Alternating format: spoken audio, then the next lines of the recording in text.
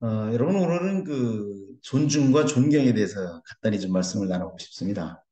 우리가 존중이라고 하는 것은 우리가 세상 살아가면서 서로가 상대방을 귀히 여기고 공경하는 이런 것을 우리가 이제 존중이라고 얘기를 하죠.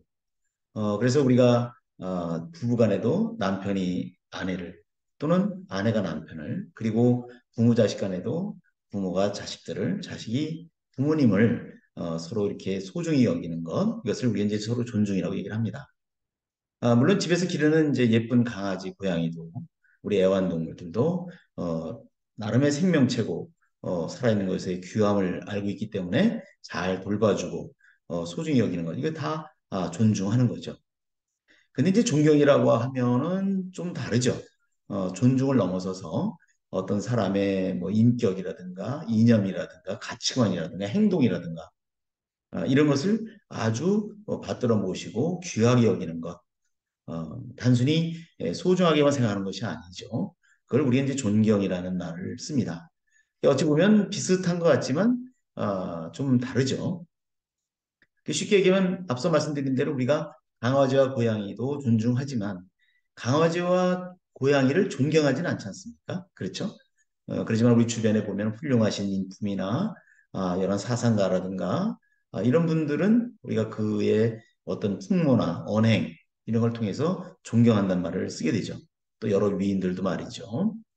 그래서 우리가 세상 살아가면서 상대방을 귀히 여기고 이렇게 소중히 여기는 것 이것은 정말 중요하다는 생각이 듭니다. 요즘 보면 그 상대방을 존중하는 그런 것이 좀 너무 소홀하지 않나 이런 면을 좀 덜어볼 때가 있거든요. 그런 건 왜 생기는가 보면 여러 가지 이유가 있겠지만 자기 자신은 상대방을 존중해 준다고 이렇게 생각을 하고 말을 하지만 그것이 결국은 상대방 입장에서가 아니라 나 자신의 나의 마음가짐에서부터 출발하는 것인데 그것이 뭔가 좀 잘못된 게 아닌가 이런 생각을 해요. 그러니까 자기 방식대로 모든 것을 생각해 버리는 것 그런 것은 잘못되면 상대방을 존중해 주는 것이 아니라 결국 폄훼하거나 마음을 아프게 하는 그런 게 될 수도 있겠죠. 그래서 어떤 마음가짐에서 출발한다. 그러니까 어떤 태도랄까요? 이런 것이 굉장히 중요하다는 생각을 좀 저는 하고 있고요. 하나 그냥 일화를 하나 들어드리겠습니다. 이제 어떤 목사님이 이제 뭐 이렇게 생활은 넉넉지 않으신데 그 아들이 이제 대학을 가가지고 이제 머리가 크니까 다른 애들 뭐 차도 가지고 다니고 그러니까 아버지 저 차 좀 사주세요 이렇게 아마 부탁을 했나 보죠. 근데 그 목사님은 차를 사줄 그 여력이 안 됐나 봐요. 그러니까 내가 이 아버지가 얘기하는 약속 세 가지만 지키면 내가 타는 차를 너에게 주마 이렇게 약속을 했어요. 그 세 가지가 뭐냐? 첫째는 성경 공부를 열심히 하라. 이제 목사님이시니까 그렇게 했겠죠. 그러니까 이 친구가 열심히 하겠습니다. 그다음에 또 하나는 대학 좀 학점을 좀 잘 받아라. 내가 세상 살아가는 데 있어서 성적도 무시할 수 없다. 그러니까 공부도 열심히 하겠습니다. 그다음에 그 시절에는 아마 그 아이들이 머리를 이제 장발을 하고 다녔나 봐요. 제가 대학 시절에도 그랬거든요. 그래서 머리를 좀 단정히 하고 다녀라. 요 세 가지만 지키면 그 시점에 가서 내가 타는 차를 너에게 주겠다. 이제 그렇게 약속을 했습니다. 근데 이제 세월이 지나고 시간이 지나다 보니까 아이가 정말 성경 공부도 열심히 하고 또 대학의 학점도 노력을 해서 잘 받았더래요. 근데 이 친구가 한 가지는 안 지킨 거예요. 바로 머리가 좀 단정하게 되지 않고 그대로 긴 상태로 오니까. 그러면서 아버지 저 차를 주세요. 그러니까 아버지께서 그 목사님이 너는 아버지랑 약속한 게 세 가지인데 왜 머리는 그렇게 단정히 안 했냐라고 하니까 이 친구 하는 얘기가 재밌어요. 아버지, 제가 두 가지 지키고 이것도 지킨 거나 마찬가지입니다. 그래서 아니 안 지킨 건데 왜 지켰다고 하느냐 그랬더니 성경 공부를 열심히 하다 보니까 예수님도 머리가 길어. 베드로도 머리가 길었다. 그러니까 머리가 길어도 상관이 없다고 생각을 했습니다. 자기 간에는 성경 공부도 열심히 하고 하다 보니까 이제 그런 걸 알았겠죠.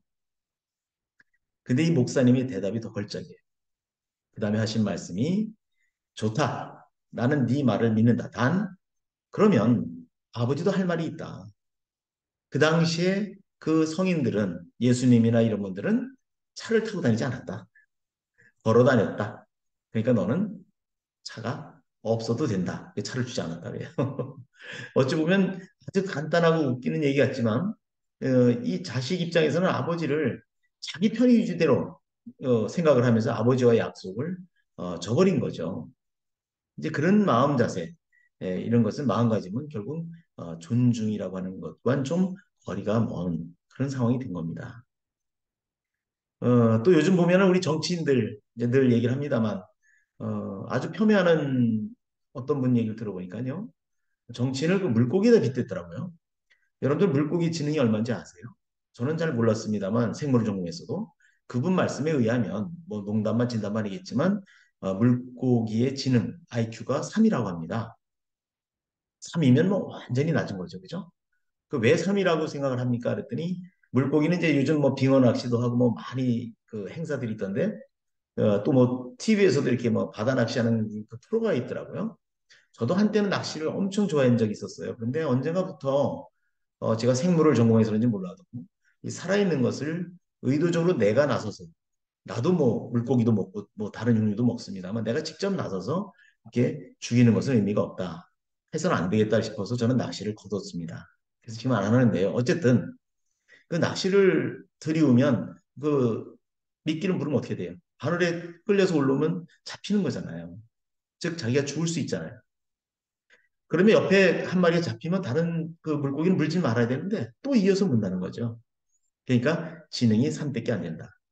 그런데 요즘 우리 세상을 지배한다고 하는 또 선도한다고 하는 정치인들의 지능이 바로 IQ 3이라는 거예요.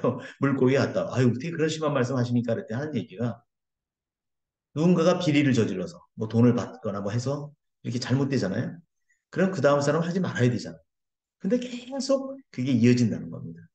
그러니까 낚싯바늘에 걸려 올라오는 죽을 줄도 모르고 올라오는 그 물고기나 앞에 사람들이 그런 교훈을 보여줬는데도 절대 하지 말아야 되는 걸 알면서도 그렇게 계속 하는 것은 결국 그 지능 지수가 물고기와 다를 게 뭐가 있냐 이렇게 말씀을 하더라고요. 그래서 저는 정치인들의 IQ가 3이라고 하는 얘기를 그렇게 들어봤습니다. 물론 정치하는 분들이 얼마나 똑똑하세요. 고시 붙은 사람도 많고 말이죠. 그죠? 이건 이제 농담이니까 절대 오해는 하지 마시고요. 다만 우리가 세상 살아가면서 상대방을 귀히 여기는 것도 자기 그냥 편의대로 이렇게 생각하는 것은 대단히 곤란하지 않느냐. 그러다 보면 앞서 말씀드린 물고기 치는 것 같다는 그런 정치인들처럼 전혀 택도 없는 일을 벌이고 또 창피한 일도 몰라요. 그러면서 자기들이 우리 국가의 지도자라고 행세한다면 그걸 누가 그 존중하겠습니까? 누가 존경을 하겠어요? 그래서 존중받는 인생, 존경받는 생을 살아가려면 결국은 우리가 상대방을 다 받들어 주는 그런 겸허한 자세도 필요할 것이고 또 앞선 사람들이 뭔가 보여준 교훈이나 안 좋은 면이 있었다면 그것을 반복해서 따라갈 필요도 없다. 이제 그런 말씀을 드리고 싶습니다. 그래서 오늘은 이제 존중이라는 말, 존경하는 말 하다 보니까 뭐 물고기의 지능 지수까지 얘기를 했는데요. 여하튼 오늘 이제 그 어떤 분을 만나서 들은 말씀이 생각이 나서 여러분들과 존중과 존경에 대해서 한번 말씀을 좀 나눠봤습니다.